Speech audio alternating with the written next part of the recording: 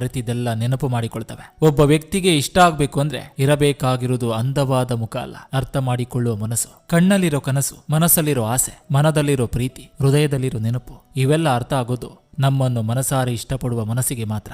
ಋಣವಿದ್ದಷ್ಟೇ ಬದುಕು. ಕೆಲವರು ಸತ್ತು ದೂರವಾದ್ರೆ ದುಃಖಿಸಿ ಬಿಡಬೇಕು, ಇನ್ನು ಕೆಲವರು ಬದುಕಿರುವಾಗಲೇ ದೂರವಾಗ್ತಾರೆ, ಸ್ವೀಕರಿಸಿ ಬಿಡಬೇಕು. ಮನಸ್ಸಲ್ಲಿ ಯಾರಿಗೂ ಕಾಣದಷ್ಟು ನೋವಿರುತ್ತೆ, ಮುಖದಲ್ಲಿ ಎಲ್ಲರಿಗೂ ಕಾಣುವಷ್ಟು ನಗುವಿರುತ್ತೆ. ಇದೇ ಜೀವನ. ಮಾತನಾಡಿದ್ರೆ ನೋವಾಗಬಾರ್ದು, ಸ್ನೇಹ ಮಾಡಿದ್ರೆ ದೂರವಾಗಬಾರ್ದು, ನುಡಿದ್ರೆ ಮಾತಿಗೆ ತಪ್ಪಾಗಬಾರ್ದು. ಹೂವು ಇದ್ದರೆ ಸುಗಂಧ, ನಂಬಿಕೆ ಇದ್ದರೆ ಸಂಬಂಧ.